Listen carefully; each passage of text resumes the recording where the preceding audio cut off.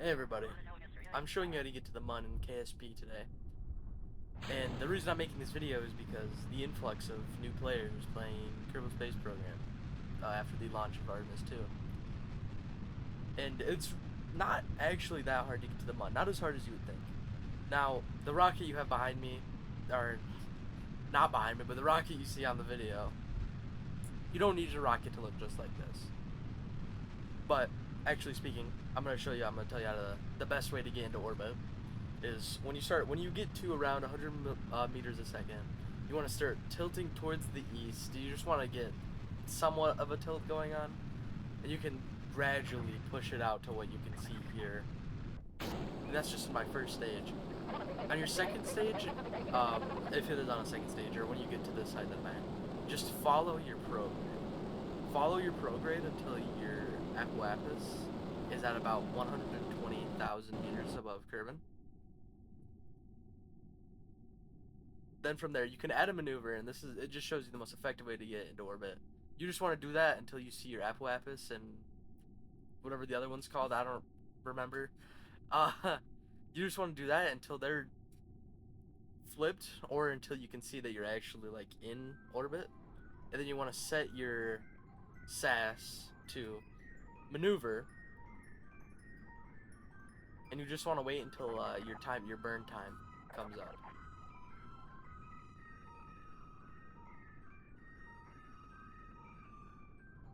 And once your actual burn time comes, you just full throttle it, and it'll tell you how long you actually have to burn for. Or you can just look from it. It also shows you what progress you made on your burn on the right of your SAS. And then from there, you want to make another maneuver node, and you want to pull that one, the green one, and you just want to pull that until you see an encounter with the MUN. As you can see right here, I do get an encounter with the MUN, but if you don't get an encounter, move your maneuver node to the side either way, and then pull the green back to where it is. And you can see this, I do have an encounter with the MUN. And then once again, you just do the same thing you did to get into orbit. You position yourself to the maneuver, and then you wait for your burn time to arrive, and then you burn for how long it tells you.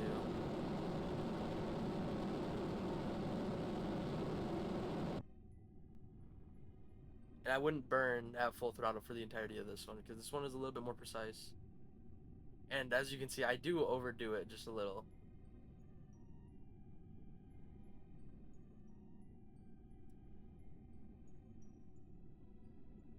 But that is good.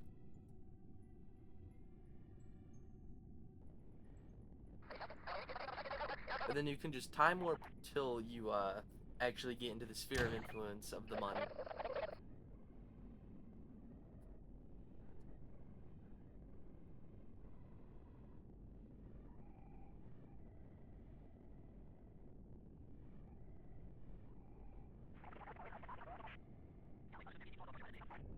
But right here, you can actually see I did mess it up a little bit, but this is fine since I have enough fuel and delta to actually slow down.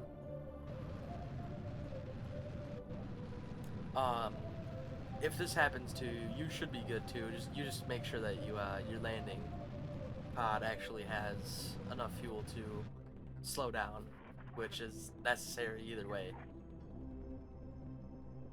But from here, what I'm going to be doing is I'm just going to be going down about halfway-ish each time until I get about to like 200 meters a second or 100 meters a second. And then I just want to burn. And you need to make sure that you are burning retrograde during this entire procedure. Do not burn on stability assist. If you burn on stability assist, you could be moving like to a side. You could be moving to the side. Your pod could be going like down, but moving to the side, which you do not want, because that will cause you, when your landing feet actually touch the surface of the moon, you will fall over if that has happened. So you really do want to be coming straight down at it.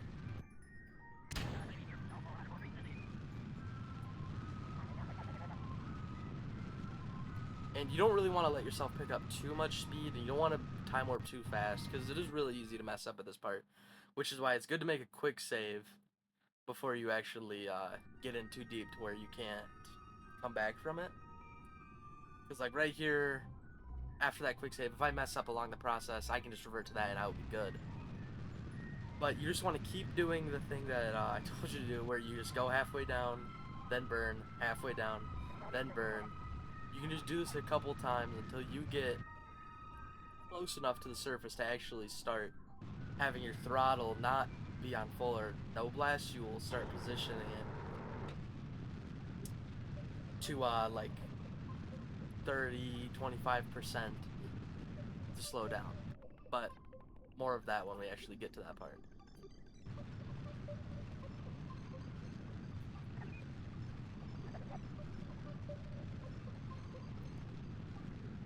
And you just want to keep burning.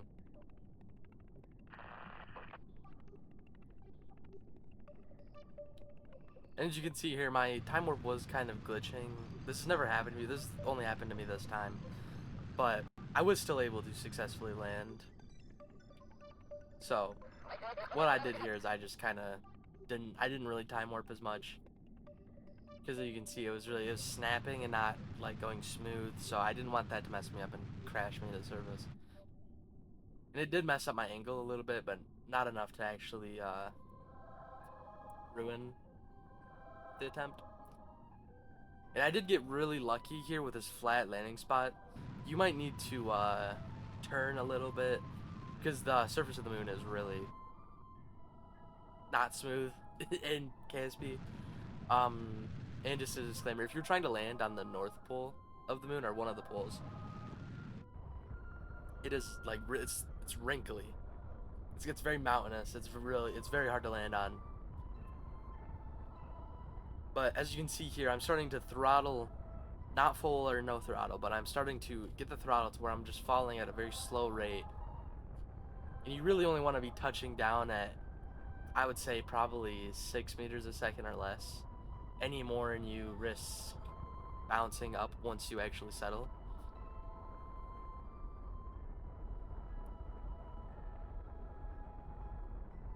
But as you can see here, I do get a nice and smooth landing.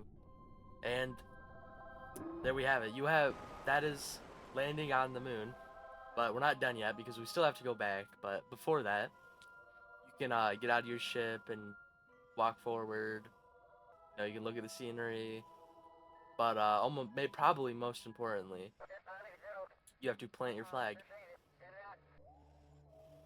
And you can just write whatever you want on it. Just write something nice, like you did it, yay.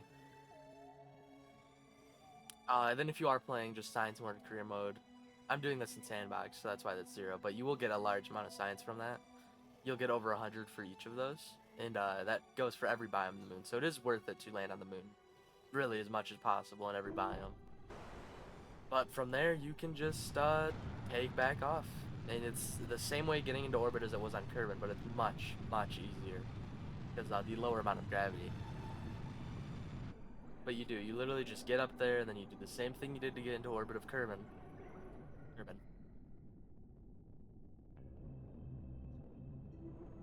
Waiting until your time to burn. It's the same thing, same exact thing. It's really easy.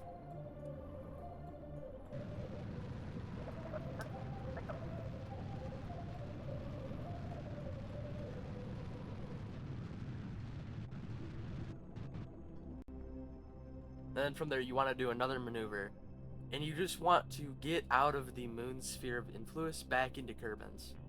And that's really easy, especially if the position I'm in. I just want to burn to where I'm going behind the moon, because that will get me out of its sphere of influence. It does get a little harder if you're trying to go up or down, maybe forward too. It's not as hard, but I would just advise that you do try to burn away from the moon's orbital direction. And you do get a really nice looking shot when you're flying away from the moon.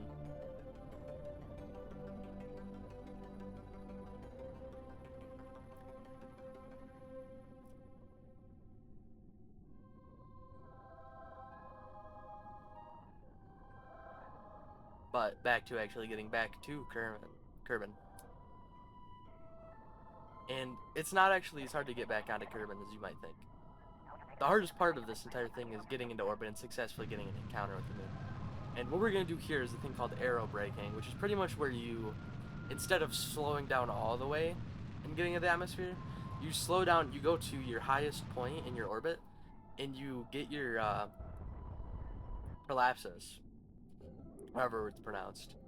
You just want to get that at 30, 40,000 feet above Kerbin, and then you could say goodbye to your landing pod, and you just have your control pod and your heat shield and your parachute, and just time warp to before you go into the atmosphere.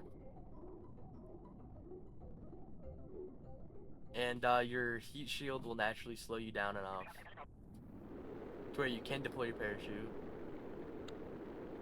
And this does just take a second.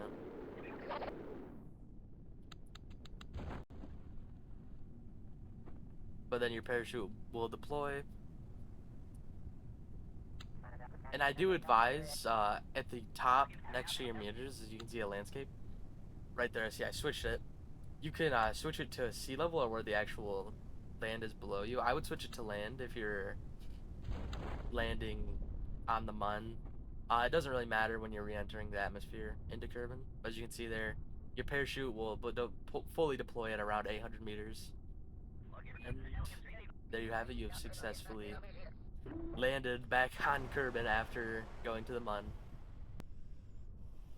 You've done it. If you found this helpful, make sure you like and subscribe, and have a great day.